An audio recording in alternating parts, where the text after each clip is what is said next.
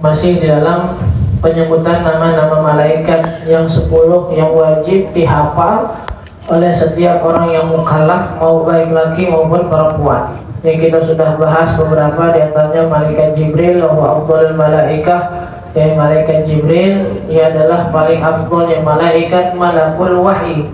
Malaikat yang selama ini kita tahu disuruh apalin bahwasanya malaikat pembawa wahyu yang disampaikan dari Allah kepada para nabi dan rasul pada zamannya. Dan dinamakan juga Ruhul Amin, dinamakan juga Ruhul Kudus. Itu semuanya malaikat Jibril. Mikail dan juga malaikat Mikail. Ya, siapa muwakkalun bil aqdar wal arzaq wal bihar wal anhar. Malaikat Israfil, Mikail adalah malaikat yang diwakilkan oleh Allah, yang diberi kerjaan nama Allah untuk mengurus turunnya hujan, untuk mengurus lautan dan sungai-sungai, dan juga mengurus rezeki Allah Subhanahu wa Ta'ala. Sekali lagi kita bilang, yang dibilang ngatur mengurus rezeki, yang dibilang mengurus hujan, bukan berarti mereka yang mengatur kapan mau turun hujan, berapa rezeki orang ini, bukan. Semuanya udah Allah tentuin, semuanya udah Allah tulis, semuanya udah Allah catat. Mereka hanya menjalankan sisanya. Fulan hari ini dapat rezeki sekian, dianterin sama malaikatnya, diatur sama malaikatnya. Hari ini lautan kadar airnya begini, banyaknya begini, itu malaikat Mikail yang ngatur. Tapi bukan berarti dari malaikat Mikail nih yang punya kebebasan buat ngatur rezekinya, bukan. Ini nanti sama halnya dengan malaikat Israel nanti. Wasrafil dan juga malaikat Israfil, muwakkalun bin nafkhi bis-sur. Malaikat yang diberikan tugas sama Allah untuk meniup sangkakala. Wa huwa nafkhatain, dan ada 2 tiupan.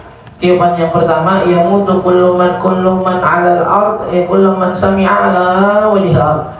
Tiupan yang pertama akan meninggal, akan mati semua makhluk di atas muka bumi yang mendengar tiupan yang pertama. Wa nafkhatu tsaniyah tub'atsu fiha jami'ul makhluqat. Adapun tiupan yang kedua, turaddul arwah ila ajsadiha. Dikembalikan ruh-ruhnya kepada jasad-jasadnya. Wa tub'ats jami'ul makhluqat, dan dibangkitkan kembali semua makhluk di muka bumi dari zaman Nabi Adam sampai hari kiamat. Jadi yang pertama, tiupnya sangkakala mati di zaman itu. Di hari kiamat itu tuh ketika ditiup sangkakala mati semuanya. Tapi ketika tiupan yang kedua, bukan yang hidup yang pas mati di tiupan pertama doang, bukan. Tapi yang hidupnya dari zaman Nabi Adam yang meninggal sampai orang yang paling terakhir, itu semuanya hidup di tiupan yang kedua. Nah, wa Israil, dan malaikat yang keempat yang wajib kita hafal, malaikat Israil. Dan kayaknya malaikat paling kita hafal setelah malaikat Jibril, Israel. Kalau malaikat Ridwan, malaikat Malik kadang-kadang masih mikir. Masih mikir yang jaga neraka siapa dah? Ridwan atau Malik ya? Ridwan kayaknya dah. Bukan, bukan surga. Oh, berarti yang neraka siapa? Rokib. Bukan. Malik. Malik yang Ridwan nih saudaraan nih, tapi jangan sampai ke Malik. Maliknya nerakanya, Ridwan surganya. Paling apa? Rokib atid, yang baik yang mana, yang buruk yang mana, masih ketukar juga. Munkar nakir masih ketukar juga. Kadang-kadang munkar sama nakir ketukar sama rokib atid. Rokib atid yang di kuburan, munkar nakir yang di pundak, kebalik ini. Tapi yang paling kita apa pasti dah, malaikat Jibril pasti apa semuanya. Tahu nggak malaikat Jibril? Tahu lah, masa gua atau malaikat Jibril? Gua bukan orang Islam. Kalau ditanya malaikat Israfil dan Mikail, tugasnya apa? Pokoknya salah satunya ada yang sangkakala aja. Yang mana nih? Nggak tahu. Ini memang harus di apa gitu. Nah, Israel yang sama kayak kita bilang tadi. Israel, malaikat kedua. Mungkin trending topik setelah malaikat Jibril. Karena tahu udah masalahnya soalnya kematian. Masalahnya kematian yang paling gak kita temenin. Jadi kalau kalau majelis mama bisa dinyanyian nih kan. Bila Israel datang memanggil, mau gak dipanggil sama dia. Namanya jadi nyanyian lagi. Israel sama kayak Israfil nih, kayak Mikail. Apa ya? Lahu a'wan, muwakkalun biqabdil arwah. Dia diperintahkan sama Allah, diberi tugas untuk mencabut nyawa, mencabut roh. Tapi Dalam Al-Quran kan ada ya, Allahu yatawaffal anfusa hina mautiha. Allah tuh yang ngurus para ruh, para nyawa ketika datang kematiannya. Dan terus Israel ngapain? Itu pertanyaan pertama. Pertanyaan kedua, manusia kan banyak nih, manusia banyak. Sedangkan dari dulu kita tahu malaikat Israel satu, caranya nyambutnya gimana? Dan sedangkan ketika ada kematian pada satu tempat, nggak menutup kemungkinan di tempat yang lain ada. Bahkan barengan, ini baru meninggal, baru dikubur, dikabarin di grup, fulan meninggalnya jam 1938. Oh sama nih, fulan juga meninggal 1945 lah, cepet banget. Cuma beda 7 menit. Masa sih malaikat Israel habis nyambut kesini langsung buru-buru naik ojek ke sono kan? Buru-buru ngate, maaf nih ya, buru-buru soalnya dicabut, dikecengin gitu, pindah yang satu. Enggak, wallahu a'lam. Malaikat Israel itu punya tim, bahasa kita dan gitu kan. Malaikat Israel punya tim. Timnya ntar ada yang bilang mereka namanya sakaratul maut kan sakit ya. Ya sakaratul maut, katanya sakit. Kita masih bilang katanya bukan nggak percaya, bukan. Tapi karena kita nggak bisa ngebayangin sakitnya kayak gimana. Bahkan Nabi Muhammad orang yang paling kuat. Jadi salah satu masalah pelajaran kita tentang sejarah Nabi itu harus kita benahi. Salah satunya adalah Nabi adalah orang yang paling kuat. Jangan cuma karena kita jarang dengar dalam kitab sejarah Nabi melakukan sesuatu yang heroik gitu, kayaknya enggak, Nabi kalah kuat sama Umar bin Khattab. Nabi kalah kuat sama Ali bin Abi Thalib. Nah, kalau kita dengar tentang kehebatan mereka berdua, kuatnya bagaimana, yakinin Nabi lebih kuat dari itu. Nabi lebih kuat, zahir batinnya lebih kuat dari siapapun, gak ada yang lebih kuat dari Nabi. Bersamaan dengan itu ketika beliau dicabut nyawanya, kan katanya dalam satu hadis, meskipun hadisnya doa, Nabi bilang kan minta 3 permintaan, yang biar umatnya jangan ada yang masuk neraka, yang kedua umatnya jangan dimacam-macamkan setelah beliau meninggal. Yang ketiga adalah ayyaj'al kulla maradin maut alaih la ala ummati. Ya Allah, ini sakaratul maut ini sakit banget, saya aja hampir gak kuat, saya aja kesakitan, tolong mata hapusin semua sakit di sakaratul maut buat umat saya, timpakan ke saya.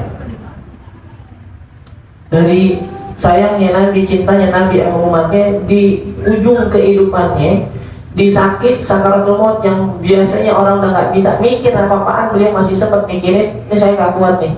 Ya apalagi nanti umat saya, mendingan semua sakitnya timpain ke saya aja dah. Cuma kata Allah yang ketiga ini nggak bisa. Ini semua orang harus ngerasain. Nah, pencabutan roh itu katanya juga dalam kitab disebutkan ada langkah-langkahnya kan, cara tarik nggak begitu aja tuh. Ini antara dua nih yang dicabut begitu aja, antara orang baik, orang soleh yang langsung dicabut begitu aja nggak kayak pelan-pelan, tapi emang rasanya nggak sakit. Tapi ada yang memang sengaja dicabutin nggak pakai pelan-pelan, emang biar tambah parah sakitnya. Jadi yang ruhnya keluarnya sekali gentakan itu 2 orang baik sama orang jahat. Tapi kalau orang baik emang sekali gentakannya nggak sakit. Kalau misalnya orang jahat, ya misalnya gitu, mohon maaf, kayak kita nyambut bulu di mana yang sakit itu cabut begitu berasanya. Tapi kalau orang yang tengah-tengah nih, yang normal-normal aja, sakitnya katanya ditarik rohnya, habis itu keluar sampai mata kakinya.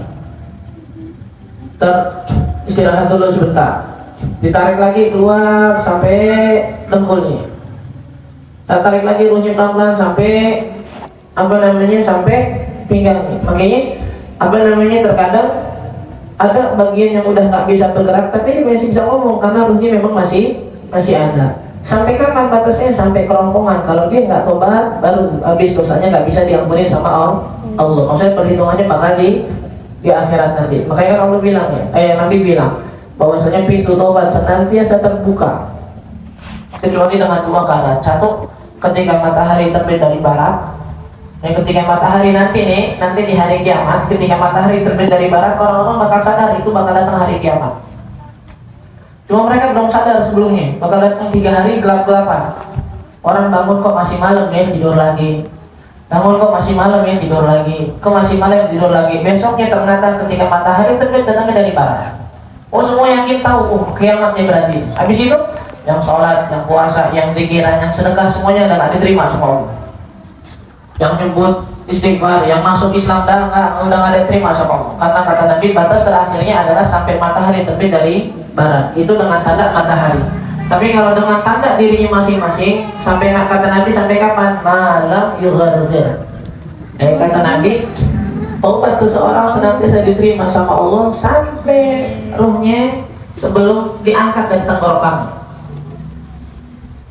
Jadi kalau misalnya gitu masih di pinggangnya dia sempat taubat, itu masih bisa diterima. Tapi tadi kita bilang sakitnya bikin orang nggak bisa mikir apa-apa. Jadi mohon maaf kasarnya gitu, jangan ada orang bego-begoan, gue tobatin ntar aja dah kalau roh gue udah pas di dada gitu. Nggak semua orang bisa ngerasain nahan sakitnya terus bisa menguasai pikiran. Enggak, saking sakitnya udah nggak bisa kepikiran lagi. Ya Nabi minta sama mereka Israel sama Allah nggak boleh. Semua masing-masing orang harus merasakan sakaratul maut. Nah nanti nih tugas malaikat Israel, ya sebagian bilang itu yang nyabut timnya, nanti dibawa ke malaikat Israel, ruhnya baru malaikat Israel nyampein ke Allah. Ada enggak? Yang tugas timnya itu nyabut cuma sampai tenggorokan. Setelah nyampe tenggorokan tinggal dicabut, ini baru malaikat Israel. Nah, terus yang dalam Al-Quran yang Allah bilang Allah yang menguasain, Allah yang ngurusin ruh mereka ketika mati, itu maksudnya setelah dikasih malaikat Israel. Dan nggak bakal salah tempat kan? Jadi kematian seseorang nggak bakal salah tempat. Dikatakan innal insan yamut 'alal ardil lati khuliqat minha. Setiap orang bakal mati di sebuah tempat yang memang dasar penciptaannya dia dari tanah di situ. Kan kata Allah dalam Al-Quran kan dari dari tanah kami ciptakan dan kepadanya kami kembalikan. Matinya pasti yang di tempat itu. Sebagian bilang bukan matinya tapi dikuburin. Mau gimana caranya? Ada orang meninggal di Saudi. Harusnya nih kalau orang meninggal di Madinah dan Mekah kan bagus nih pahalanya nih. Keluarganya tekak, pokoknya kita mau balikin. Mahal nih 200 juta, nggak apa-apa yang penting balikin. Berarti emang diciptain bukan dari tanah Mekah Madinah dia. Dari tanah sini nih belakang masjid gitu misalnya, udah balik ke belakang masjid. Gak bakal mana-mana udah, situ balik situ lagi, gak bakal mana-mana udah. Makanya gak perlu dipikirin kapannya, di mananya. Yang perlu dipikirin adalah ketika datang apa yang kita bawa. Dalam satu kisah yang sering kita kutip, yang kita dengar dari kitab Jawahir Ruqyah kalau nggak salah dibahas. Ada orang, Allah kasih dia malaikat Israel. Kalau dalam hadis malaikat Israel itu ketika ada orang ditakdirin mau meninggal, itu semakin dekat kematiannya, semakin sering dia berkunjung. Saking mau pasti ini jangan sampai salah. Kan nggak mungkin. Namanya siapa Fulan? Oh gampang kenal ini mah gue mah. Bahasanya gitu kenal gue mah, tahu datang salah nyambut. Mas bawa ke Allah bukan dia kok jadi dia gitu kan? Nggak begini, nggak ada nih. Nggak ada. Dan memang dasarnya nggak mungkin terjadi, tapi seakan-akan malaikat Israel itu dan saking amanahnya ngejalanin tugasnya, semakin dekat orang ini meninggalnya, semakin sering dia datang sampai 70 kali dalam sehari. Dilihatin lagi. Ada satu orang dikasih lihat, dia menang lihat nih di zamannya Nabi Musa, Nabi Sulaiman. Sampai dia nanya, wahai Sulaiman, ini orang siapa sih? Kayaknya saya ke sana dia ada, saya kesini dia ada, ikutin saya mulu. Saya di sini dan matanya selalu ke saya gitu dibanding orang-orang yang lain. Kata Nabi Musa, atau Allah, kamu lihat? Iya. Itu malaikat Israel. Lagi mantau kamu. Ketakutan orangnya kan. Dia nggak mau mati sekarang. Terus apa yang bisa saya perbuat? Kata Nabi Sulaiman. Saya nggak mau mati sekarang. Pindahin saya. Mau pindahin kemana? Nabi Sulaiman dari Palestina juga kan, dari Irak atau Palestina. Pindahin saya ke India. Pindahin ke India. Sampai India tidak di sana. Pas dicabut ruhnya Nabi Sulaiman nanya, waktu di sini dia ada depan muka itu ngapain? Terlihatin doang. Udah suruh angin capek-capek pindahin baru dicomot. Kata malaikat saya justru itu waktu di sini makanya saya perhatiin ini takdirnya nggak di sini, nggak di sini nih orang. Kalau gue cabut di sini melanggar SOP nih. Tulisannya di India, apa di Malaysia? Lo pindahin, alhamdulillah. Ini baru pas sekarang nih, baru saya cabut sekarang. Justru dipindahin nih. Itu dia jemput takdir. Makanya orang mau ngumpet gimana nggak bisa. Yudrikumul mautu walau kuntum fi burujin musyayyin aina ma takun yudrikumul maut. Kalau dalam Al-Quran udah datang dimanapun kamu ada pasti kematian sampai walau kuntum fi burujin musyayyin. Mohon maaf kalau kata orang sekarang meskipun mengumpet di bunker manapun pasti kejar maut. Dekat Jawahir juga di situ ada yang lebih aneh lagi. Ada seorang raja diramal. Diramal ente meninggal bakal hari ini. Seminggu lagi, 2 minggu lagi, ketakutan. Saking ketakutannya dia kunci pintu di kamar.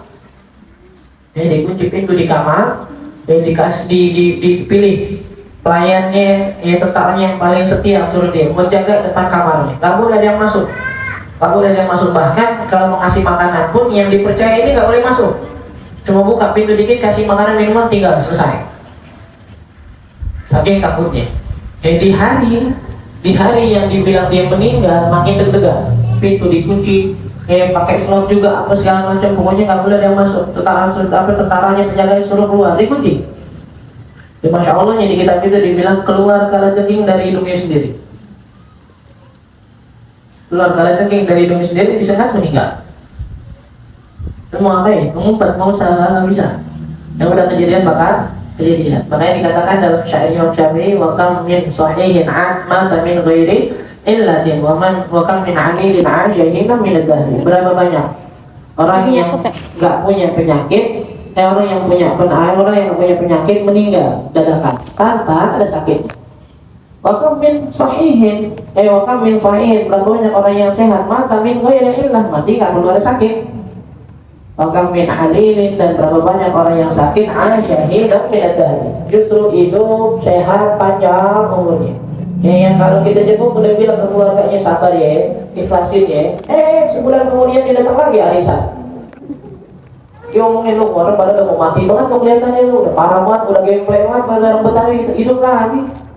Ada yang udah kelihatannya sehat, udah masya Allah, besoknya mati malah tanpa ada sakitnya. Ya Allah cuma pengen nunjukin yang ngerasa bahwasanya kematian harus dengan sakit. Lihat tuh banyak yang sehat mati tanpa penyakit. Yang ngerasa mati itu harus dengan umur yang tua. Lihat banyak anak-anak muda, bahkan mohon maaf yang bahkan dalam perut aja udah bisa meninggal keguguran. Biar masing-masing kita sadar untuk mempersiapkan kematian, jangan nunggu dengan sebab. Ya Allah bisa mematikan seseorang tanpa sebab. Jangan buat sebabnya, jangan. Ta'addadatil asbabu wal mautu wahidu. Man lam yamut bi sayfi mata bi ghairihi. Ta'addadatil asbabu wal mautu wahidu. Ketika dulu zamannya jihad, ada orang-orang yang takut buat jihad. Dikasih tahu, apa ya? Man lam yamut bi sayfi mata bi ghairihi. Jadi kalau sekarang enggak mau jihad karena takut mati dengan pedang, tenang aja, kita bakal mati dengan sebab yang lain. Ta'addadatil asbabu wal mautu wahidu. Sebabnya bisa banyak, tapi yang namanya ajal satu waktunya pasti terjadi ya. Tuh. Wal julusul akhir. Dia kemarin kita rukun sholat kita sampai ke al-julus baina sajdatain, duduk di antara dua sujud.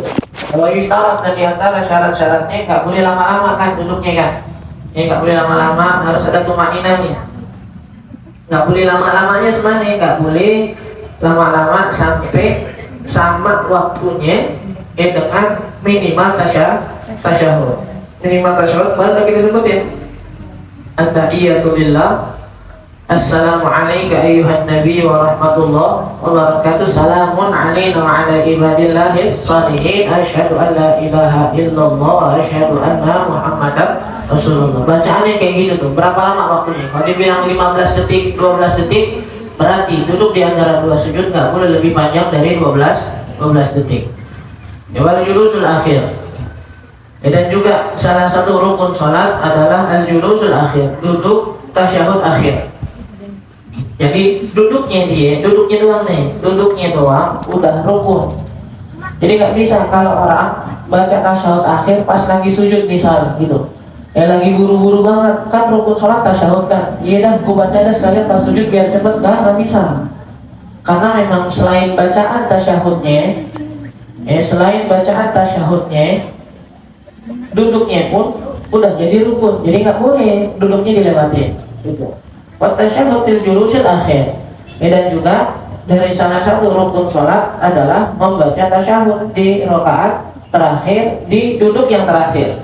Jadi di rakaat terakhir, dan duduknya kan ada dua kan, duduk di antara dua sujud sama duduk yang setelah sujud yang kedua buat tasyahud. Dibacanya kapan? Di situ.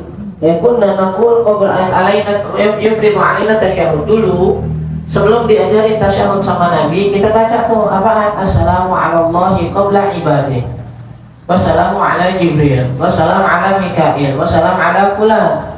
Ya pokoknya disebut itu salam ala sini, salam nama-nama malaikat, nama-nama Nabi gitu. Pas nggak lama datang Nabi ngasih tahu. Ya, fa idza jalasa ahadukum fi shalah, kalau nanti di antara kalian duduk tasyahud falyaqul, maka baca. Apa baca? Yaitu yang paling sedikitnya adalah at-tahiyatu lillah. Assalamu alayka ayyuhan nabi wa rahmatullahi wa barakatuh. Assalamun alayna wa ala ibadillah as-salihin. Asyhadu an la ilaha illallah wa asyhadu anna muhammadan rasulullah. Ustaz kok nggak ada sholawatnya? Bukannya biasa kalau tasyahud kita baca sholawat? Ada. Kan di sini kita sedang menyebut salah satu rukun sholat tasyahud kan. Biar tahu kemarin kita bilang namanya tasyahud sampai sini batasnya. Bukan sampai Allahumma sholli ala sayyidina Muhammad wa ala sayyidina Muhammad, bukan. Itu mah nanti rukun setelahnya. Apa? Di tasyahud terakhir harus sholawat kepada Nabi. Jadi sholawat kepada Nabi itu rukun tersendiri yang memang tempatnya juga barengan sama tasyahud. Tapi yang namanya tasyahud tadi sampai asyhadu an la ilaha illallah wa asyhadu anna Muhammadan rasulullah. Wa warada fi sighatihi riwayat 'iddah kulluha shahihah. Dan banyak riwayat-riwayat lain yang menceritakan tentang lafaz tasyahud. Ya, dan dipilih oleh Imam Syafi'i ya lafaz yang sering kita baca. Ya, dari Sayyidina Abdullah bin Abbas, beliau berkata, "Kana Rasulullah yu'allimuna tasyahud." Rasul juga dulu ngajarin kita tasyahud. Makanya di sini buat kita bilang berkali-kali jangan malu. Dulu juga sahabat sama belajar tasyahud sama Nabi. Kalau mungkin bahasa sekarang kita baca ngapalin, habis itu setor. Ya pengen setoran dong tasyahud udah bener belum? Kalau belum kasih tahu. Berkali-kali kita bilang kalau orang pernah ngerasain ngapalin Quran, kalau murojaahnya nggak ada temennya pasti ngerasa bener.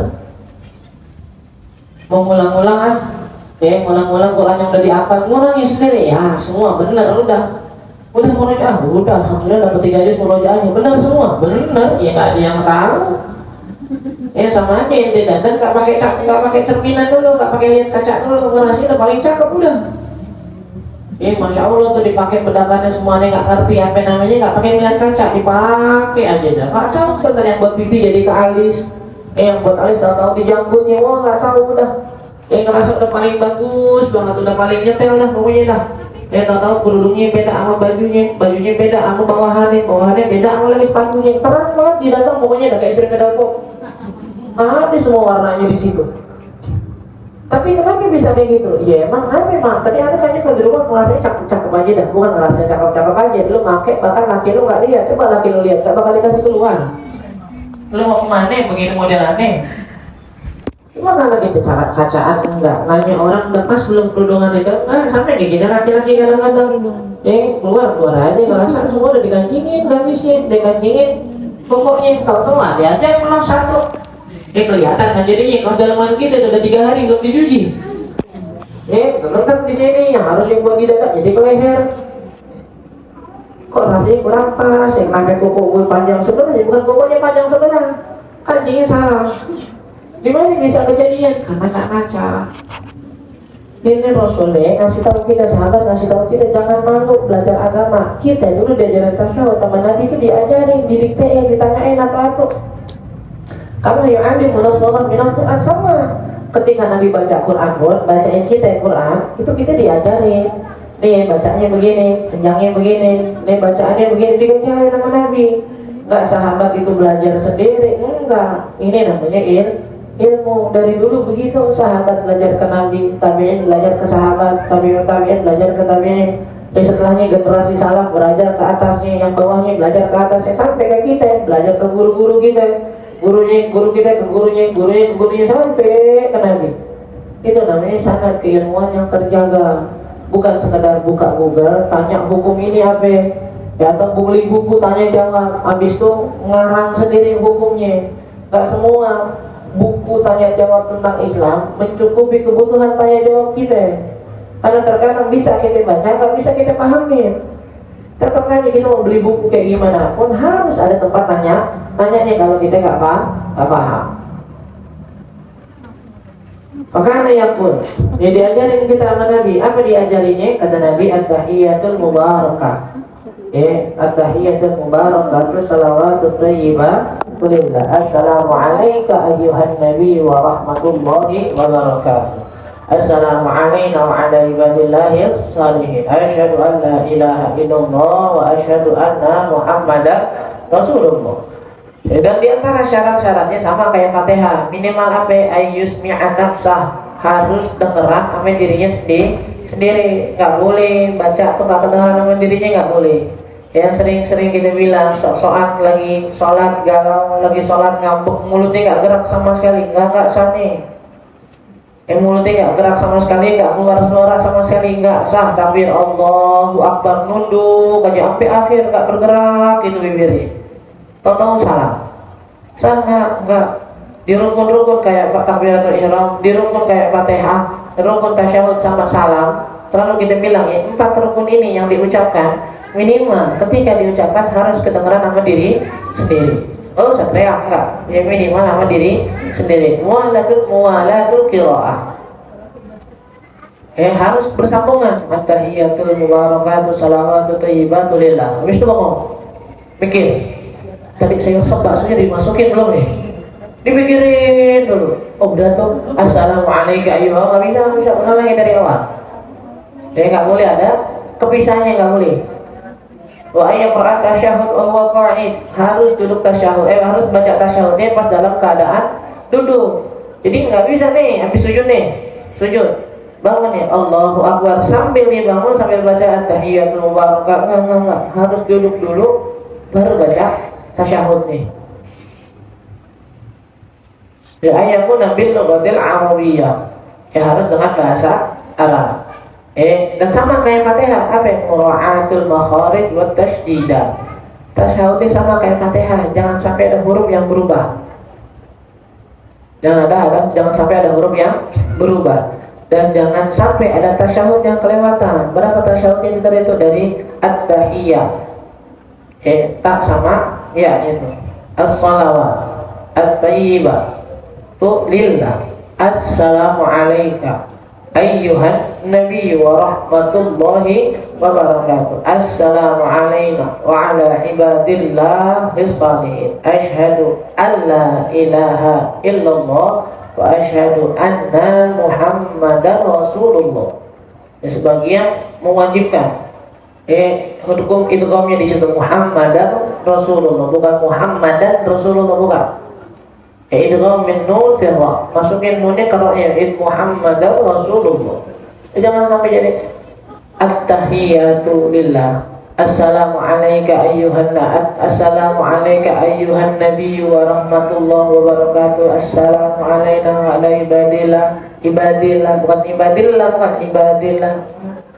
Sama kayak Fatihah. Ya boleh bismillahirrahmanirrahim, enggak ada ar-rahmanirrahim. Wah, masa kita kalah anak-anak TP ya yang udah bisa baca Fatihah, sholatnya masih begitu, nggak bisa tuh. Pokoknya sholat tasdidnya kurang, nggak bakal sah sholat. Dalam mazhab Syafi'i khususnya ya nggak bakal satu kalau nggak baca bismillahirrahmanirrahim. Bahkan dalam kitab Sulamut Taufiq itu syarahnya ya Imam Nawawi Al-Bantani bilang wajazmir ra, sunnahnya baca Fatihah tuh, sunnahnya baca Fatihah, sunnahnya baca takbiratul ihram. Jazmur ro. Apa jazmur ro? Ro-nya dijazmin, ro-nya dikuatin. Yang mana kita bilang, kalau kita nggak bisa ro-nya pakai apa? Ro tafkhim kan ya berarti. Kalau nggak bisa Allahu Akbar, Allahu Akbar, ro-nya tebal. Tapi jangan banyak-banyak goncangan nih kan ya. Jangan Allahu Akbar, jangan. Enggak, bukan nggak boleh. Sunnahnya jangan begitu. Allahu Akbar, udah begitu tuh. Dan kali-kali kita bilang, yang udah belajar tadi mungkin lebih tahu. Kalau ro tafkhim nggak harus mau monyong. Wa Allahu Akbar bukan bar jadi bau nih. Allahu Akbar, Allahu Akbar nggak ada. Masih tahu juga laki-laki kita tuh, laki kita mungkin ponakan kita, adik-adik kita yang doyan azan. Kalau tuh azan yang begitu salahin, bilangin. Ini nggak usah mirip-mirip orang Madinah, dan cukup mirip orang Cirebon aja mendingan dah. Tapi azan tuh salah, ini mau miripin orang Madinah, Allahu Akbar, nggak ada orang Madinah mana yang gitu. Kayaknya begitu dah, enggak. Mereka ya takhimin Allahu Akbar. Ya dan bro takhim kadang-kadang kita enggak harus monyong, kita kadang-kadang mau dapetin itu dimonyongin Allahu Akbar, enggak ada. Ro takhim enggak begitu. Biasa aja. Nah, kalau enggak bisa, mendingan jazmur ro. Mendingan ditegasin ro-nya sekalian Allahu Akbar. Udah mendingan. Bukan sengaja dimain Allahu Akbar, enggak ada. Enggak, mendingan begitu. Ya Fatihah juga sama, kalau kita nggak bisa Ar-Rahmanir Rahim, nggak biasa ya Ar-Rahmanir Rahim. Tahu daripada tasydidnya hilang, tasydidnya hilang bahaya ini. Kayak tasydidnya hilang bahaya, nggak jadi kan Fatihahnya. Berarti kalimatih hasbin nasil wa. Dan dibacanya harus sesuai dengan urutannya tadi Nabi bilang. Jangan mulai dari tasyahud asyhadu an la ilaha illallah wa asyhadu anna muhammadar rasulullah at-tahiyyatul mubarakah. Enggak ada nih. Mau dibalik Ustaz, kayaknya kalau begini terlalu monoton dari anak kecil, tasyahud begini-begini aja gitu kan. Dia udah begitu udah. Kalau udah aturan yang begitu enggak bisa diganti diputar, enggak boleh gitu. Wassalatu ala nabi ba'da tasyahudil akhir. Nah, ini yang tadi kita bilang, rukun setelahnya apa? Rukun setelahnya tasyahud akhir, baca salawat di tasyahud akhir. Setelah baca tasyahud, nah baru nih baca salawat. Waqad ajma'al ulama ala annaha la tajib fi ghairi shalah. Dan sepakat para ulama salawat enggak wajib. Salawat enggak wajib pada selain salat. Kalau orang enggak salawatan dosa enggak? Ini enggak salawatan inti dosa enggak? Ini masalah sunnah. Kalau ente pengen dikenal Nabi nanti di akhirat, banyakin salawat. Yang berapa banyak orang yang bermimpi ketemu Nabi. Dan ini juga pelajaran buat kita. Kadang-kadang di antara kita yang putus asa. Dengar orang udah mimpi Nabi kan ya. Di antara kita ada yang putus asa. Putus asa kenapa? Perasaannya udah salawat banyak dah. Ada udah jaga aurat. Ada udah begini. Kok ada nggak dikasih mimpi Nabi? No, ada teman ada baru banget hijrah. Baru banget belajar sholat. Baru banyakin salawat. Kemarin dia ngabarin cerita, Masya Allah udah mimpi Nabi. Kenapa ya? Kalau guru kita itu bisa Pak. Datangnya Nabi ke rumah kita, ke mimpi kita, itu emang dasar kemauan beliau, bukan kita yang maksain. Agak kurang beradab kita ketika maksain Nabi masuk. Maksudnya apa? Saya udah sholat 10.000, saya Nabi nggak datang, nggak bisa. Udah itu mas salawat aja. Karena salah satu cerita yang kita tahu yang masyhur dalam kitab Tanbihul Ghafilin disebutkan ada orang mimpi ketemu Nabi dan Nabi-nya bilang, ada Muhammad Rasulullah. Ya Rasulullah, saya umat kamu. Enggak, saya enggak kenal. Saya Fulan bin Fulan, saya umat kamu. Enggak, saya enggak kenal. Loh, ada apa ini? Saya udah sholat 5 waktu. Saya sholat sunnah qobliyah ba'diyah. Kok saya enggak dikenal? Kata Nabi, la'allaka lam tusalli alaihi. Mungkin karena kamu enggak sholat sama saya enggak kenal. Fa inna ma'rifati bi ummati ala qadri sholatihim alaihi, kata Nabi. Karena kadar kenalnya saya terhadap umat saya tergantung banyaknya sholat dia ke saya. Kalau kita mau dikenal sama Nabi, silahkan banyakin ketemu Nabi, banyakin sholawat. Kalau nanti pengen lebih dekat tempat duduknya sama Nabi, banyakin sholawat. Kalau mau jauh, asal ngeliat dari jauh cukup, ya silahkan nggak usah sholawat. Tapi kalau seandainya pengen dekat, banyakin sholawat. Tapi kalau nggak sholawat nggak masalah. Bisa nggak masuk surga tanpa sholawat? Bisa. Yang penting sholat, puasa, zakat, haji, jangan berbuat musyrik, jangan maksiat. Udah, nggak sholawat boleh. Ya Allahumma mungkin kurang sempurna nanti derajatnya di surga. Jadi Kita ajakin orang buat salawatan, banyakin, timbulkan rasa cinta mereka kepada Nabi, ajak dengan cintanya itu buat banyak-banyak nyebut Nabi. Tapi mengklaim, vonis orang seakan-akan gak bakal masuk surga kalau nggak salawatan, ini salah. Karena seakan-akan kita mewajibkan sesuatu yang baru, meskipun ada hadis-hadis yang seakan-akan mengisyaratkan ke situ. Dalam kitab apa namanya, Qami'ut Tughyan. Yang Qami'ut Tughyan itu dalam bab paling terakhir itu disebutkan tentang sholawat. Apa salah satu fadilahnya? Meskipun salah seorang dari hambaku, kata Allah, beribadah sampai ibadahnya memenuhi langit dan bumi, dia nanti di akhirat bawa ibadah yang banyaknya seperti isi langit dan bumi, tapi nggak ada sama sekali sholawat kepada nabiku, kepada kekasihku, kata Allah, saya nggak mau urusin amalnya, saya nggak mau lihat, saya nggak mau terima amal ibadahnya. Berarti kan seakan-akan kalau orang nggak sholawatan, amalnya nggak diterima sama Allah. Tapi enggak. Ya, ulama mentakwil ini bukan berarti benar Allah nggak terima, tapi diurusinnya belakangan. Ya, kalaupun hasilnya bagus, tetap aja dinilai Allah cuma 8, nggak 10 nih, karena nggak ada sholawatnya. Ya, fatu'ayyin wujubuha fiha, fata'ayyan wujubuha fiha, maka wajibnya sholawat itu cuma di dalam sholat.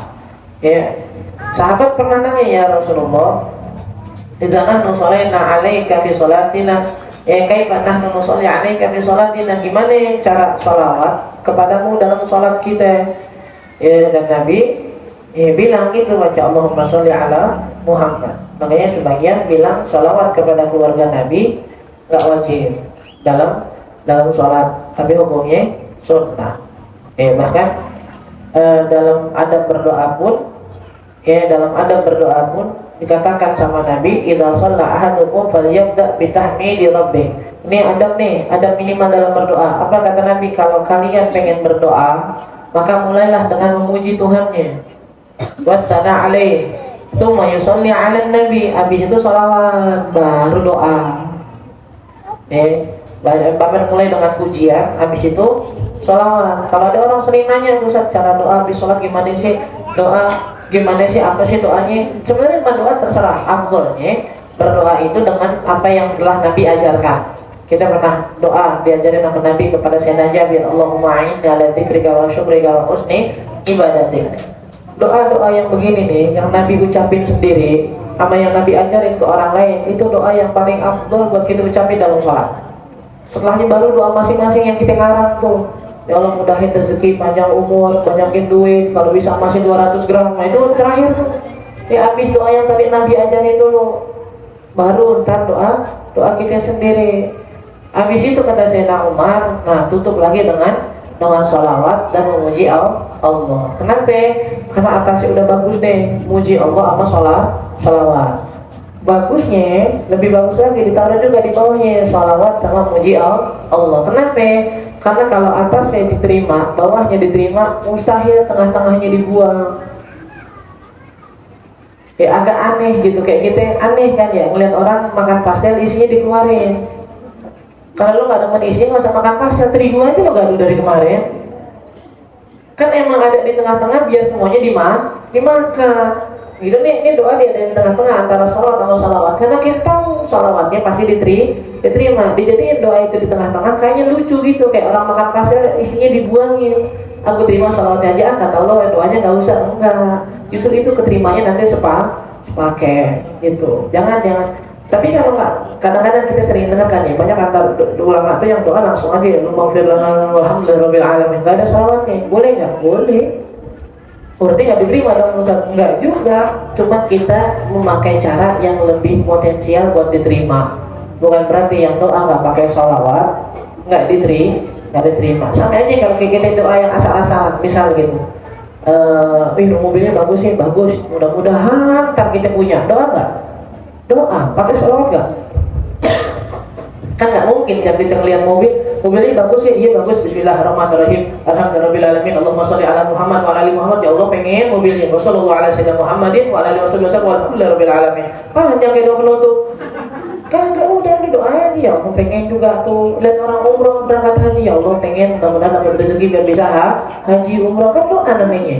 Kalau kita bilang bahwasanya dengan sholawat baru diterima, berarti doa-doa kita yang gitu nggak pernah diterima atau mau lontar, gitu. Ya, jadi bisa narik sakit tadi. Enggak, jangan difonis, jangan. Memang afdolnya pakai sholawat, biar sholawat diterima, doanya ikut diterima. Tapi jangan pernah bilang yang nggak pakai sholawat doanya nggak diterima. Kenapa? Karena tadi secara nggak langsung juga sama. Kita nyempitin diri kita sendiri nantinya. Berarti doa kita yang lain gitu. Mohon maaf gitu. Kadang-kadang kita jenguk teman-teman kita, saudara kita yang udah punya anak. Doain kan ya, mudah-mudahan segera punya anak ya. Amin. Masa kita bilang, doain yang gitu dong, pakai sholawat. Bismillahirrahmanirrahim. Alhamdulillahirabbil alamin. Sallallahu alaihi wasallam, mudah-mudahan punya anak. Sallallahu alaihi wasallam, udah repot amat. Aku malas doain lu banyak syaratnya. Boleh aja gitu. Tapi tadi kita bilang, karena ada hadisnya yang bilang begini, ini bilang begini, biar doa lebih diterima. Cara itu yang kita pakai sebisa mungkin biar doa kita makin diterima. Gitu. Ya Allah a'lam. Posisi kaki ketika duduk di antara dua sujud yang benar seperti apa Ustaz? Sama kayak duduk tasyahud awal.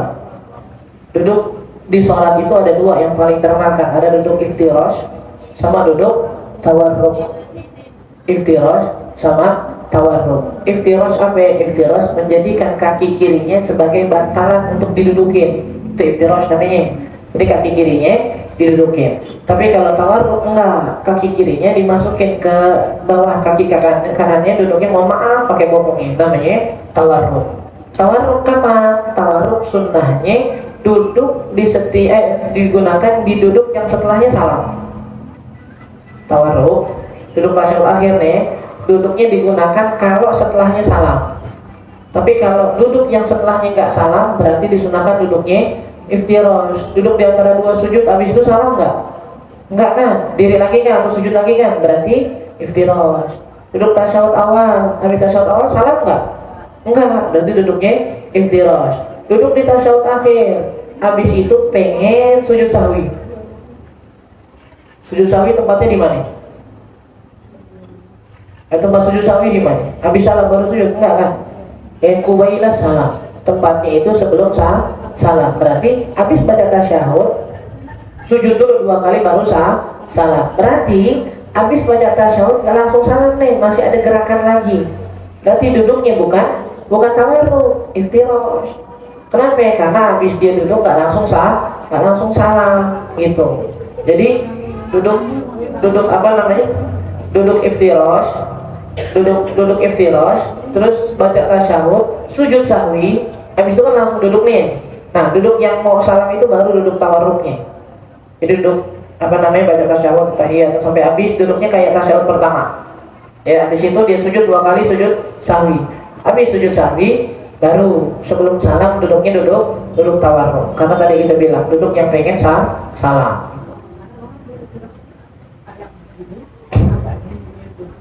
Enggak, kalau iftirash asli katanya dari firash. Mana monok tahu arti firash kan ya? Kasur. Makanya seakan-akan kaki kiri itu jadi firash, jadi injekan begini. Bukan dua-duanya begini diinjak, bukan. Ini namanya iqa'ul masnun. Bahasa Arab repot ya, sampai duduknya beda-beda. Ini namanya iqa'ul masnun. Apa ya? Jari-jarinya dijadikan seakan-akan seperti gigi yang menopang. Tapi kalau iftirash enggak, kaki kirinya begini, nanti didudukin. Itu namanya iftirash.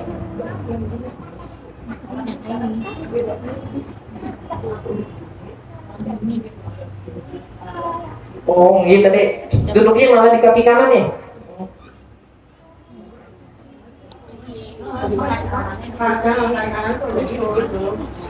Kaki kanannya begini. Iya memang. Kalau duduk iftirash ini yang kaki kirinya yang dijadiin bantalan buat duduk. Kaki kanannya dia bukan diturunin, bukan. Harusnya tadi lipat gitu. Diturunin boleh nggak? Boleh. Tapi afdalnya tadi dilipat gitu. Bukan diturunin begini, bukan. Itu duduk iftirash. Kalau tawarruk enggak, kaki kirinya lewatin di kaki kanannya. Kaki kanannya ntar sama diri juga apa? Tapi duduknya dengan bokongnya, bukan dengan kaki kirinya. Tuh.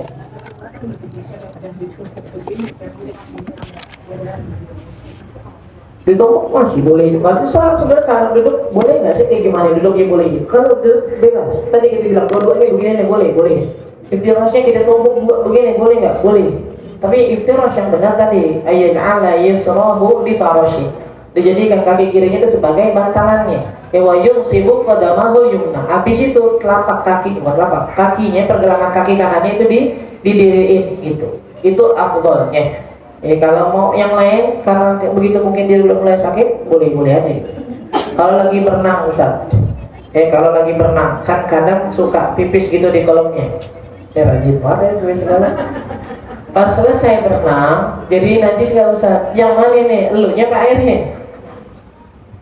Kalau airnya nih ya, kalau air kan kita pernah belajar ya, ada air sedikit, ada air banyak. Air banyak itu 217 liter ke atas.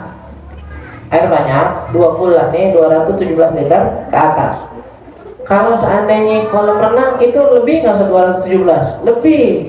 Kalau renang yang kita bikin atau maksudnya di kayak villa gitu atau di tempat waterboom itu mah lebih 217. Lebih banget itu. 217 itu minimalnya 60 kali 60 kali 60. Itu tuh, apa namanya? 217 tuh. Dimensinya. Tapi kalau udah 2 meter, kalau 2 meter, 1,5 meter lebih, ini mau 20 lah. Udah banyak banget. Nah, permasalahannya itu air masih air mutlak nggak? Air mutlak itu kan air ya. Pernah kita bilang ya, air mutlak habis susah air, udah air doang, nggak ada yang tambahan selah-selahnya. Air sirup, air teh, kalau dalam kolam renang tuh mohon maaf, air kaporit. Berarti itu bukan air mutlak nih. Kalau air mutlak, sebanyak apapun airnya kena najis langsung berubah jadi mutlak najis. Jadi kalau air favorit kencang, kita bilangnya air, air favorit nih, jangan kencing di situ, jangan. Satu orang kencing itu satu kolam jadi najis air itu. Berarti yang nyebur, ya semuanya kena najis kan. Semuanya harus bilas benar-benar ntar daripada bajunya, badannya semua, karena tadi kena najis.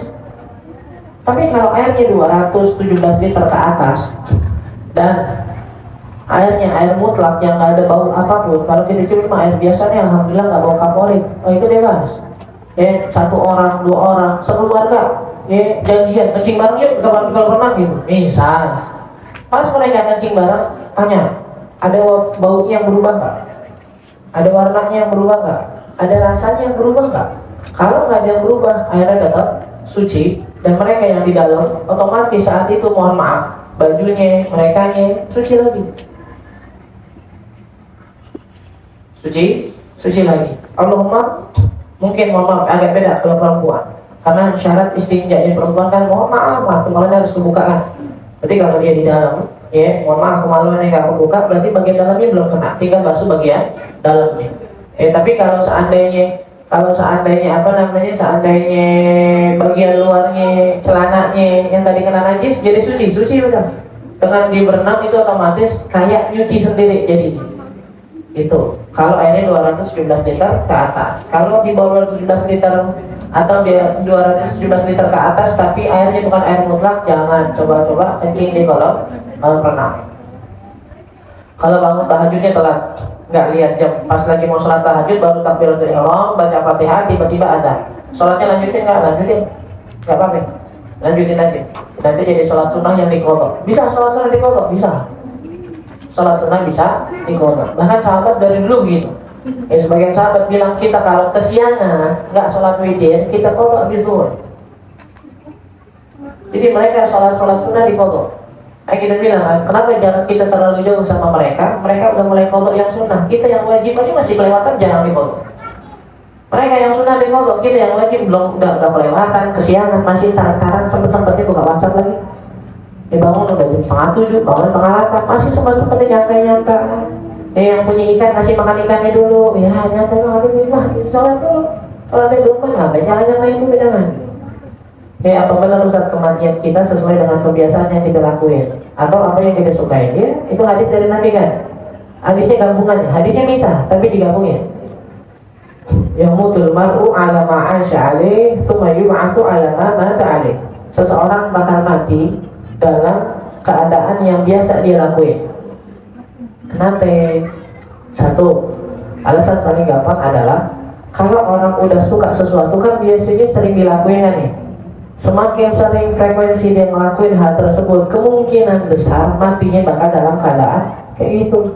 Ada orang dikit-dikit ngeliat handphone, dikit-dikit ngeliat handphone mulu, matinya lagi megang handphone nih, bisa jadi. Karena emang seringan megang handphone. Kan lucu kan? Ada orang, ada pengen mati lagi baca Quran, tapi ada pegang handphone mulu. Ada pengen mati dalam keadaan sujud, tapi sholatnya cuma yang wajib. Kan kemungkinannya kayak bisa 1%, 2% doang. Tapi kalau sholat wajibnya dijalanin, kemudian dia dijalanin, duhanya 8, witirnya 11, tahajudnya banyak, ini kemungkinan besar bahkan mati dalam keadaan sholat. Tapi kalau sholatnya jarang, gimana ya bisa mati dalam keadaan sholat? Makanya biasain sesuatu yang kamu pengen mati dalam keadaan itu. Seringin, lakuin seringin. Ada yang pengen meninggal tahun lalu apa ya? Ada yang meninggal di Majlis Al-Barakah. Majlis Al-Barakah Syafi'iyah hari Kamis. Majlis hari Kamis Al-Barakah tuh ibu-ibu perempuan. Kalau mungkin yang biasanya orang tuanya masih sering nonton, pernah tuh ada lupa ustazah siapa meninggal lagi baca akidah kalau nggak salah. Lagi baca Yasin. Lalu pokoknya lagi gilirannya dia. Lagi baca. Tahu-tahu meninggal. Ketika meninggal orang gak heran. Masya Allah ustazah meninggal lagi baca Yasin, lagi ngaji, enak banget. Orang jawabannya simpel. Emang rajin banget ngajinya. Udah selesai. Emang rajin banget ngajinya. Dan sama kan ketika kita mohon maaf dengar orang jahat meninggal lagi mabuk. Meninggal terus lagi mabuk, tahu-tahu kesedok meninggal. Wajar, tiap malam nggak pernah absen mabuknya. Begitu ya, udah selesai. Ya makanya kita bakal meninggal. Makanya nasihat singkat dari para ulama salaf kita apa? Sering-sering lihat keadaan diri kita. Sering-sering lihat agenda keseharian kita. Sering-sering apa? Memang sering-sering periksa. Yang kamu pengen mati dalam keadaan itu banyakin.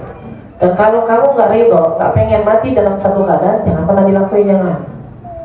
Ada takutnya mati lagi begini, jangan dilakuin nanti. Ada takutnya lagi mati lagi makan, ada takutnya mati lagi banyakan tidur, berarti kurangnya tidurnya, kurangnya makannya. Tapi kalau kamu ngerasa nggak hina mati dalam keadaan nonton film, mati dalam keadaan jalan-jalan, mati dalam keadaan senang-senang, ya silahkan banyakin nontonnya, banyakin senang-senang. Tapi kalau kita malu nanti meninggal lagi jalan-jalan, lagi nonton apa segala macam, kurangnya. Hukum ziarah kubur bagi perempuan, ziarah ke makam keluarga atau wali-wali atau habib-habib boleh. Tapi ada hadis yang la'anallahu zuwaratul kubur, Allah melaknat para perempuan yang ziarah kubur. Itu terhapus hukumnya. Kenapa? Hadis ini, jadi kadang ada dua hadis yang bertentangan. Ini biasanya nentuin yang cara paling gampangnya dilihat hadis yang mana duluan, namanya hadis nasikh mansukh kan. Hadis yang satu menghapus hukum hadis yang lain. Aneh bilang di sini, pokoknya besok majlis nggak boleh ada yang boncengan. Karena memang orang kan pas dilihat boncengan ini banyak mudarat gini. Yang ke depan dia bilang terserah deh, ente mau ngapain aja, tinggal ngaji. Berarti ucapan yang kedua ngapus ucapan yang pertama. Gue mau boncengan kayak boncengan berdua, bertiga, 8, satu motor nggak apa-apa. Yang penting sampai ke pengajian. Nah hadis ini pertama ada keluarnya. Dulu waktu Nabi pertama kali menyebarkan Islam, banyak perempuan-perempuan sampai kayak sekarang gitu. Kalau maksudnya kalau ada keluarga yang meninggal kan yang paling parah biasanya perempuan kan yang nggak terima tuh. Akhirnya Nabi bilang jangan ziarah deh. Kenapa? Saat itu kebanyakan yang ziarah akhirnya nangis-nangis, ya Allah Pak, kenapa sih udah mati aja, udah 10 tahun masih nyebut kayak gitu coba. Ya Allah Pak, saya setelah Bapak ini saya nggak tahu, bingung saya mau kemana, nggak ada pegangan, nggak ada ini segala macam. Dan akhirnya Nabi ngeluarin hadis, Allah melaknat perempuan yang ziarah kubur. Bukan karena ziarahnya, tapi karena ratapannya. Ketika ratapan itu mulai hilang, agama mereka mulai kuat, baru Nabi bilang, kuntu nahaitukum. Dulu saya melarang kalian buat ziarah kubur, ala mazuruha, sekarang ziarah deh. Fa innahu tuzahidukum fid dunya wa yuragibukum fil akhirah. Karena ziarah kubur bikin kamu gampang menerima dunia dan bikin ingat akhirat. Jadi boleh Ustaz, boleh. Dan selalu kita bilang afdolnya udah keluarga aja, orang tua. Ya kalau mau ke makam para ulama, Nabi jelas itu nggak usah diomongan. Makam para aulia, para ulama silahkan. Dan sekali lagi jangan ada fitnahnya. ziarah kemana? Habib Mudir, ziarah kemana? Habib Hasan, ziarah kemana? Habib Ali Kuitang. Ziarahnya ke siapa? Laki perempuan, teman-teman majlis mau ngapain? Tinggal mau ziarah perempuan aja. Laki apa namanya pagi-pagi, siang-siang udah selesai. Jangan ziarah perempuan doang 3 orang jam berapa? Jam 1 malam yuk kita ke Habib Mudir. Mau ngapain? Jangan, itu ziarahnya makin parah jadi yang begini. Ziarah kubur, majlis Darussalam. Ini yang perempuan mainnya nggak bisa bawa motor, ntar ada cari laki yang mana yang pengen ini, ngapain jadinya? Ini ada nggak usah ziarah. Ini yang jadi permasalahan yang banyak kita dikatain gara-gara ziarah yang begini. Ziarah, masya Allah ziarah. Dia ziarah, awak pernah pergi makum sama menterengnya, terang banget mukanya. Ngomong itu mau ziarah biar ingat kematian, apa rapi aman sih? Mau ziarah sibuk sama pasminanya, mau ziarah sibuk sama abayanya. Wah, itu jadi ingat mati, bukan ingat fashion, bukan. Ini tidak cara aja di sini ya, benerin dikit. Ya, makanya di sini kita sering diomongin orang gara-gara begini. Berarti benar Ustaz yang dibilang 40 hari sebelum kematian itu ada tanda-tandanya. Iya, tapi nggak semua. Nggak semua. Akhirnya ada orang takut dikit mau bikin status, maafin ya kalau ada salah, atau gue mati lagi. Enggak begitu semua. Ada orang bilang, hanya gue bosan aja di dunia, mau mati lu, jangan-jangan lu. Enggak begitu juga, enggak. Ada orang yang minta maaf, maafin gue ya, terus seminggu mati. Apa pasti orang yang minta maaf mati? Dia nggak ada mau minta maaf besok. Enggak juga semua ada tanda-tandanya gitu. Kakinya dingin, badannya dingin, enggak juga begitu, enggak. Makanya tadi kita bilang syairnya ada yang mati tanpa sebab. Bulu mata palsu yang dilem, termasuk kenyambung rambut enggak. Itu enggak permanen.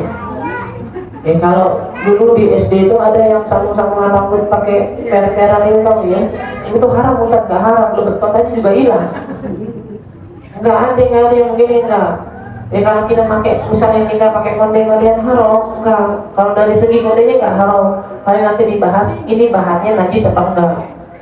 Kalau bahannya najis, enggak boleh kan. Kalau konde bahannya najis, berarti sama aja kita nggak bawa sesuatu yang najis. Tapi kalau dari segi itu enggak. Tapi kalau nyambung rambut yang beneran, dibikin caranya nanam apa segala macam, aja baru yang nanti ada pembahasannya. Ada darurat nggak dibikin kayak gitu? Kalau nggak ada darurat baru haram. Itu tapi nanti permasalahannya pas wudu kan pakai lem kan ya. Nah lem, namanya lem itu kasih cegah kenanya air ke tempat bulu mata yang aslinya. Itu nanti bikin sholatnya nggak sah. Emang benar sah ada orang yang bisa nyadarin adanya malaikat Israel di akhir-akhir ahad. Tadi kita bilang ceritanya ada dari zaman sekarang ada. Zaman sekarang ada. Terakhir kita dengar dulu apa namanya salah satu wanita perempuan orang soleha, masya Allah. Ketika sebelum wafat diajarkan anak sekeluarga ibadah. Waktu dia datang qiyamul lail, dia bilang ke keluarganya, keluar dong, aneh mau datang tamu. Keluar dong, aneh mau datang tamu. Ntar habis subuh balik lagi. Balik keluarganya subuh meninggal. Terus ada maksudnya mau datang tamu siapa? Tengah malam. Ada. Dan bisa terlihat buat orang baik biar menenangkan dia udah selesai waktu di dunia buat balik ke Allah. Ada dikasih lihat ke orang jahat dia makin serem. Keduanya bisa terjadi. Tujuannya Allah beda. Lagi jamaah sama suami tapi suami bacaannya cepat, berarti kita makmumnya nggak perlu sampai selesai banget nih. Tunggu nih. Makmumnya nggak perlu sampai selesai, maksudnya gimana nih? Lakinya udah lap keempat lu masih lap kedua gitu. Bacaannya, terus kalau bacaannya cepat, berarti Fatihah kita nggak harus selesai, harus selesai. Fatihah itu boleh nggak sampai selesai, cuma di rakaat pertama ketika kita masuk ke dalam sholat dalam keadaan masbuk. Setelahnya wajib selesai. Masuk nih, imamnya udah inna kalau pas baca Fatihah cuma sampai iya karena kedua iya karena sa'in, udah rukuk. Tapi di rakaat kedua wajib selesai. Mau kata imamnya cepat, tetap Fatihahnya wajib selesai. Ntar bakal ada pembahasan tuh kalau imamnya udah mau ruku, udah mau sujud, Fatihah kita belum selesai dan lain, itu bakal ada pembahasannya gitu. Dan lagi jamaahnya ke suami gampang, tinggal bilang bang, pelani bang, mohon maaf 20 km per jam aja Jangan 100, jangan. Aneh nggak kejar, aneh pakai sepeda, ini 100 kilo, jangan. Pelan-pelan. Apa benar Ustaz udah jadi fitrah perempuan punya rasa pengen lebih dari perempuan lain? Semua, nggak usah perempuan, laki juga sama, cuma perempuan lebih kuat. Perempuan lebih kuat godaan begini. Kenapa? Nah, kisahul akli wati. Mohon maaf, perempuan kurang bisa menggunakan akal dan agamanya. Nabi yang ngomong ya, jangan musuhin gue jangan. Nabi yang ngomong nih. Kan besok-besok berhenti bunga mau ngaji di DS lagi apa? Usah merendahkan wanita. Enggak ada begitu. Ya enggak. Nah, kisahul akli wati. Kenapa? Perempuan kurang bisa pakai akal. Kalau kita melihat akal pakai akal, ya udah. Emang dia udah dari sononya cakep. Gue mau gimana sih emang? Ya dari segi agama kita lihat, ya udah, ya emang takdirnya begitu. Dan kita lihat bahwasanya masuk surga Allah kasih kita kemudahan, nggak harus dengan tampang yang cakep, biar kita nggak ngiri, udah selesai. Cuma karena agamanya, akalnya nggak dipakai, ya udah begitu. Yang laki juga kadang sama, mungkin laki nggak ke fisik, misal gitu, temennya pengen ganti handphone, dia pengen ganti handphone, temennya beli motor baru, bagusan, dia lama nih ngumpulin duit, akhirnya beli motor samain, dia beli motor, temannya beli mobil, pusing lagi entar, dia bisa beli mobil, gue belum, jangan. Ya makanya sering kita bilang, yang begini capek. Berarti kalau gitu capek dong Ustaz jadi perempuan. Enggak, bukan jadi perempuan yang capek, ente yang bikin capek. Karena lakinya, kalau laki juga kalau begitu ya bakal capek juga. Yang capek itu bukan karena gue jadi perempuan capek banget, bukan jadi perempuan nih, tapi kita yang bikin capek gitu, karena selalu mikirin orang lain, nikmat orang lain gitu. Kalau masih keluar keputihan keruh, masih dalam hitungan 15 hari dari hitungan tanggal pertama, itu masih haid, ya boleh minta tolong jelasin lagi seperti hal istihamah. Pokoknya udah lewat 15 hari baru istihamah, selesai. Udah lewat 15 hari baru istihamah. Mau itu nyambung 15 hari berdarah semua, hari ke-16 istihamah, atau hari pertama keluar darah sampai hari ke-8, sampai hari ke-15 suci, hari ke-16 keluar darah lagi, hari keberapa nih keluar darah lagi dari hari pertama, hari ke-17 Ustaz istihamah udah selesai. Kenapa? Karena nggak mungkin digabungin masih haid, karena udah lewat 15 hari dari hari pertama. Pokoknya yang udah lewat 15 hari dari hitungan hari pertama haid, entah itu darahnya nyambung terus atau misah-misah, udah lewat harinya ke-15 atau lewat 15 dari hari pertama haid, hukumnya istihamah. Kalau misalkan sholatnya emang nggak fokus karena anak nangis dan nggak ada yang jaga lagi, gimana ya? Atau nunggu di akhir-akhir waktu. Kalau memang kita yakin, kalau aneh itu tidak jam 2, biasanya aneh tidur nih. Kalau itu tidak jam 2, karena khusyuk lebih afdal daripada awal waktu. Jadi nyari khusyuk lebih diutamakan daripada sholat di awal waktu. Gitu. Kalau yakin, tapi belum tahu juga sih, kadang lagi begitu, tertidur kagak, jangan sholat berarti. Belajar tajwid bisa dibilang penting ya Ustaz? Oh wajib. Belajar tajwid itu wajib bagi fardu ain. Belajar baca Quran hukumnya sunnah. Tapi kalau ente pengen baca Quran wajib belajar tajwidnya, nggak boleh salah-salah. Paham nggak? Baca Qurannya emang hukumnya sunnah, kayak sholat duha. Sholat duha hukumnya apa? Boleh nggak pas sholat duha kita nggak pengen baca Fatihah? Nggak bisa. Tetap kalau udah sholat duha, meskipun dia sunnah harus ada rukunnya. Quran juga sama, baca Quran sunnah. Tapi kalau pengen baca harus ada ada peraturannya itu. Gimana cara nasihatin teman yang selalu kesal sama suaminya dan lampiasannya dengan jalan-jalan terus, jarang di rumah dan gak mau melaksanakan kewajiban sebagai istri, dengan alasan suaminya gak pernah mau diajak jalan karena capek kerja dan di rumah main HP terus jarang ngobrol. Ente seneng gak kalau ada orang nih lawan arah hampir nabrak ente klakson di balik teriak? Jangan pernah ngebela kesalahan dengan kesalahan yang lain. Jangan membantah kesalahan dengan kesalahan yang lain. Suami ente udah salah, ente jangan ikutan bikin salah. Ente keluar rumah nggak diizinin, dilaknat, tapi suaminya ngizinin tuh selesai. Tapi kalau ente bilang dilampiasin nih keluar rumah gara-gara suaminya nggak mau diajak jalan, ayo jalan, enggak, gue malas juga, terserah gue mau jalan. Tapi ngizinin enggak Ustaz, diam aja. Ya tapi gimana nih Ustaz? Tapi dari semenjak nikah saya nggak pernah jalan-jalan. Nah besok-besok nikah sama tukang ojek dah. Jadi lu ikutnya di belakang muter aja lu seharian.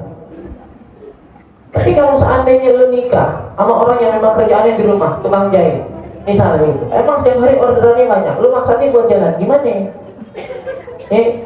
Kadang-kadang laki tuh bingung, kalau gue jelasin laki dibilang curhat lagi. Maksudnya dia harus punya kewajiban nyari uang, bininya maksain buat jalan. Dia nggak nyari duit, ntar nggak makan, lu juga yang pusing. Habis gue ada ikut bener, enak kan jadinya, enak kan jadi jalan-jalan sambil nyari duit. Lu nikah sama tukang ojek, sama pilot, ya, sama masinis, nikah yang gitu, bang, pokoknya kamu kerja saya ikut.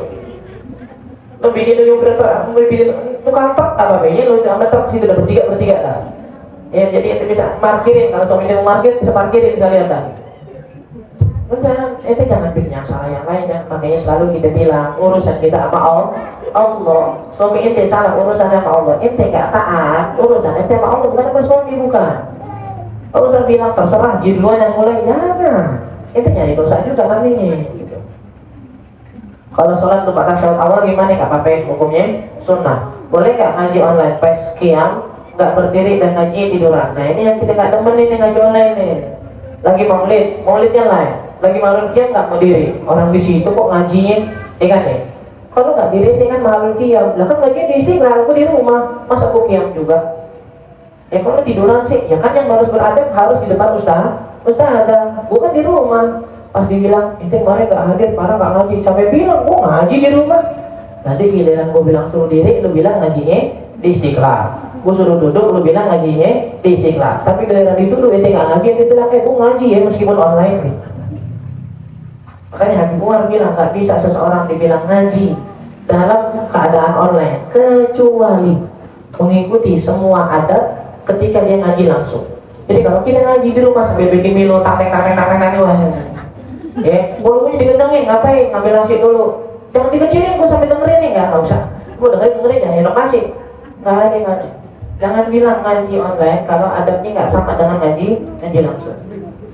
Kenapa kita harus minta mati dalam keadaan baik? Apa ngaruhnya nanti di akhirat? Itu kalau mati dalam keadaan mabuk, ngaruhnya kira-kira apa coba? Kenapa kita mati dalam keadaan baik? Ente mati dalam keadaan mabuk, dan ngaruhnya apa? Ente mati dalam keadaan nyolong, ngaruhnya apa? Ente mati dalam keadaan bawa utang, ngaruhnya apa? Ngaruhnya dia ada, udah selesai. Kenapa harus baik? Iya biar tadi ada. Kan namanya baik, mati dalam sholat, mati baca Quran, mati gak punya utang, itu mati baik. Mati gak baik, mati dimusuhin orang, mati bawa masalah sama orang, mati bawa utang orang, mati gak baik namanya. Makanya kita berlindung min su'il khatimah. Kalau jiwa sangkakala kedua itu dibangunkan semua manusia dari zaman Nabi Adam sampai manusia akhir, berarti banyak banget tuh manusia dikumpulin. Ntar lu hitungin dah, aneh apa? Lu hitungin dari zaman Nabi Adam. Atau nggak itu artinya itu? Tahu tasbih yang dipecah kan ya? Tek yang kayak pramugari itu lu hitungin semuanya, berapa lu hitungin? Itu pikirin dah. Dari zaman Nabi Adam sampai sekarang banyak nggak? Banyak. Terus gimana ya Ustaz? Jangan dipikirin sekarang, tadi hari kiamat. Dari kiamat ente samperin aneh, oh kayak gini Ustaz aslinya begitu ntar. Jangan sekarang, gue juga belum pernah soalnya. Kalau ada pernah ada ceritain, ontak begini yang jelas, apa namanya,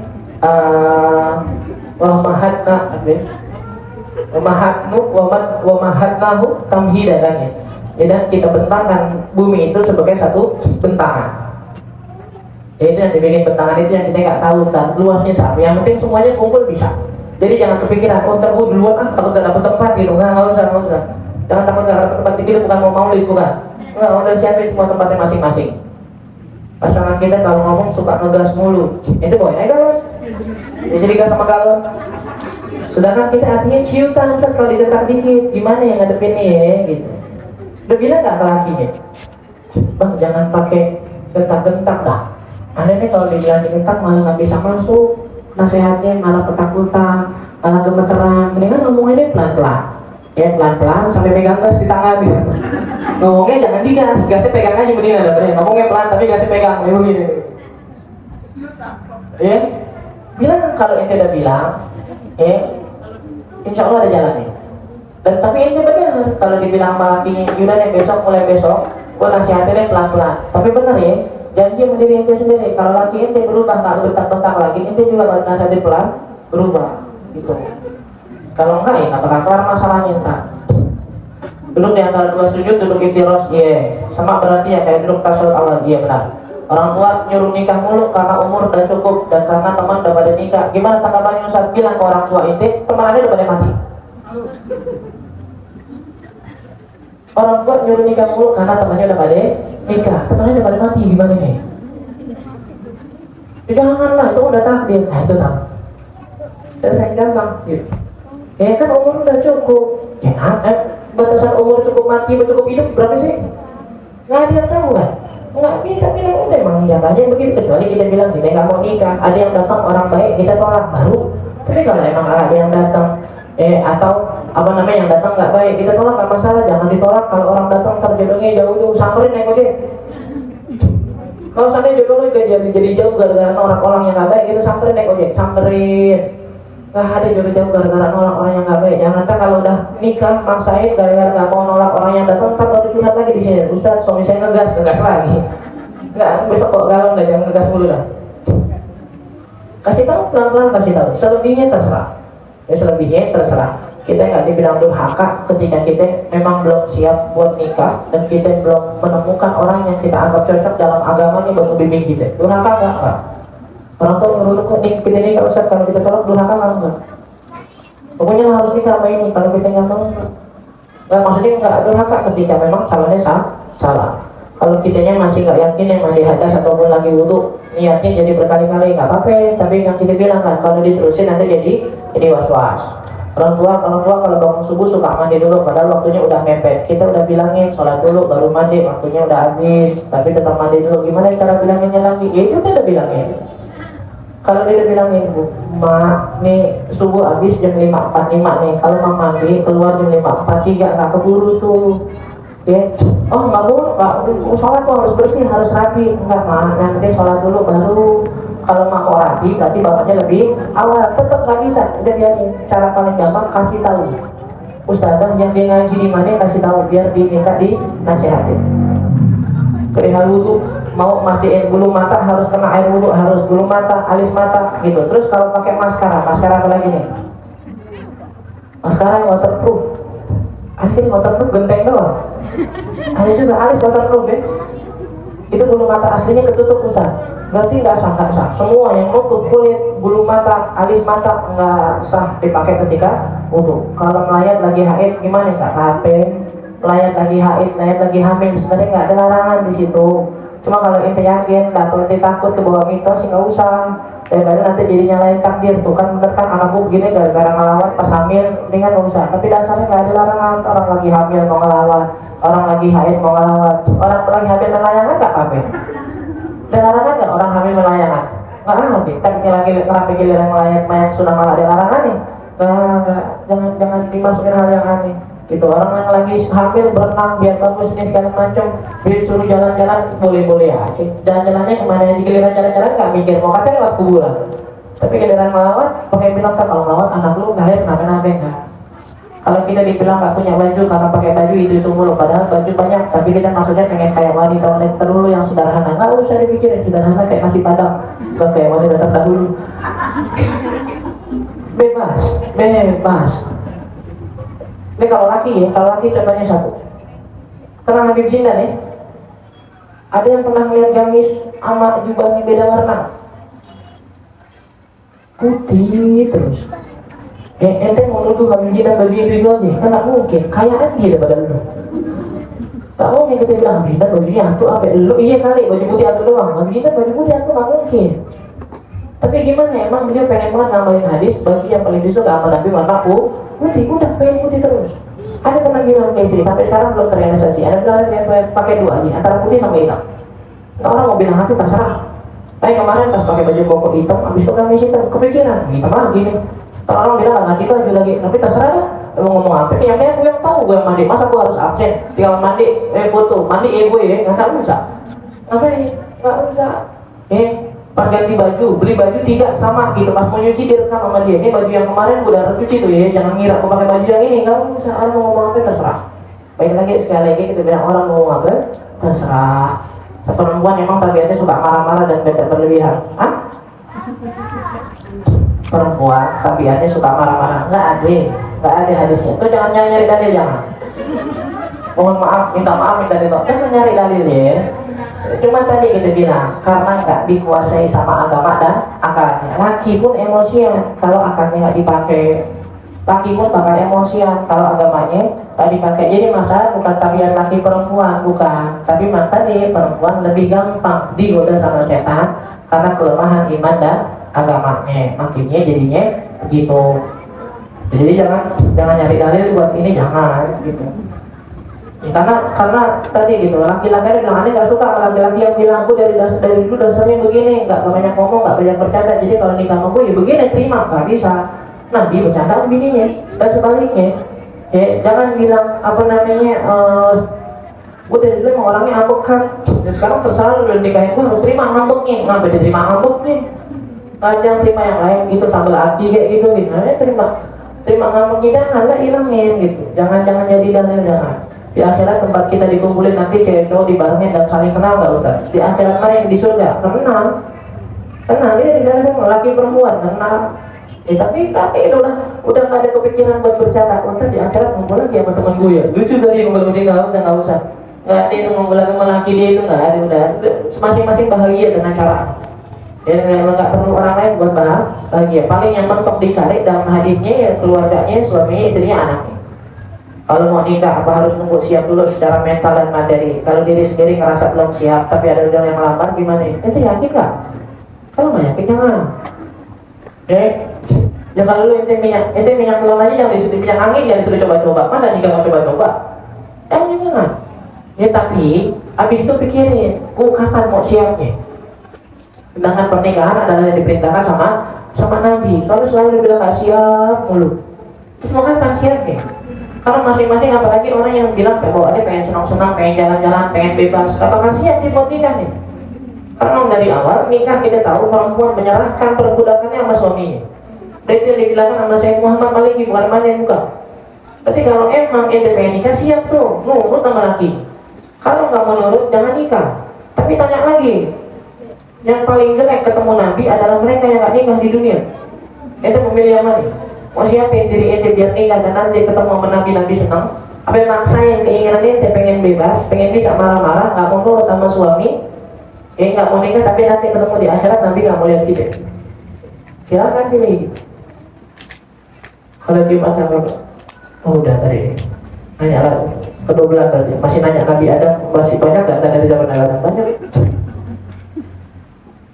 Jadi begitu. Ada hal-hal yang memang harus kita lakuin. Siap nggak siap harus dilakuin. Jadi permasalahannya bukan cuma nunggu kita siap, tapi cari caranya biar bisa siap. Bukan selalu nunggu siap mau haji ya mau umroh harus dengan hati yang bersih segala macam. Aku nggak haji ya nggak berani, hati itu masih jelek, mau sampai kapan? Sedangkan sama haji mau umroh hukumnya wajib. Insya Allah kita lanjut lagi di pertemuan yang akan datang. Sekali lagi mau ini besok kalau nggak salah ada Maulid Akbar kan ya, dah 5 ya. Cuma mau ingatin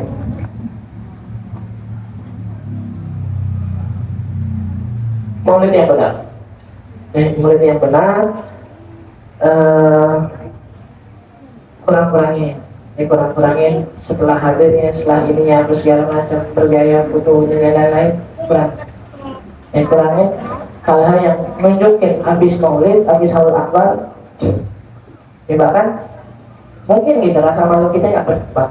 Berarti nggak boleh banget, misalnya boleh itu foto tuh di Menara Istiqlal dia nggak kelihatan. Dan orang suruh foto di bawah di atas, ada fotonya itu foto di mana itu ada di ujung gua gitu, nggak kelihatan. Tapi kalau foto dia dengan make upnya, dengan ininya, baik dengan gaya-gayanya, dia pakai jalan, kerudungannya dimainin, abaya diputer-puter, itu mau ngapain?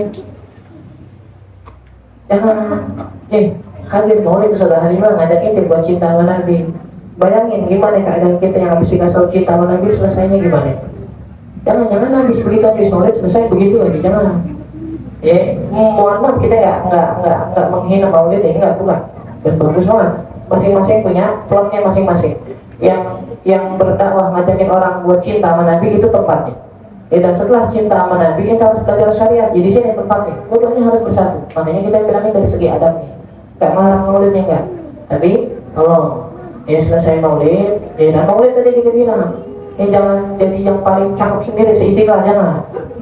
Jangan dipikirin tuh gimana caranya gue datang jadi orang yang paling cakep se-Istiqlal. Jangan, udah datang. Datang yang punya ada yang bawa anak, bawa tempatin tempat anak, tempat duduk di situ ya. Gak usah maksain dan usahanya, yang penting jalanin adab, ngikutin adab dari guru lebih baik daripada maksain keinginan kita. Udah duduk di tempat yang disediain. Habis kalau kita ngaku anak, lagi yang ini bawa anaknya duduk di tempat yang disediain buat anak-anak. Agak berisik Ustaz, ya nggak apa-apa. Yang penting masih datang, masih ada yang didengar, masih dapat berkah maulidnya. Yang penting jangan merusak adabnya. Apalagi kalau seandainya udah bercampur lagi perempuan, mungkin nanti bakal datang guru kita, guru mulia kita Habib Umar. Dan insya Allah jadwalnya tanggal 18, 19, 17, 17 Oktober kan di Monas. 17 Oktober di Monas, tanggal 18 di Cidodol gitu. Perhatiin tuh banyak laki-laki yang begini nih, lebih kerasnya sih di sini nih. Kalau banyak laki-laki gitu, dan laki-laki udah selesai pulang deh nih. Daripada nyari spot foto dulu dilihatin laki-laki apa segala macam. Kalau itu Mas Bobi masih mending, nggak bakal ada fitnahnya karena orang tahu udah punya laki. Tapi kalau perempuan orang rame-rame foto teriak-teriak, jangan. Keluar dari Istiqlal 5 orang datang nih besok ketawa-tawa pinggir jalan, jangan. Biar bisa dijaga adabnya. Wah, kita nggak pengen tiap tahun kita hadir maulid nggak ada perkembangan dari segi perilaku kita. Jangan maulid yang dikurangi, tapi perilakunya yang dibenerin. Mudah-mudahan memberikan kita banyak umur dalam sehat afiat, istiqomah di jalan Allah Subhanahu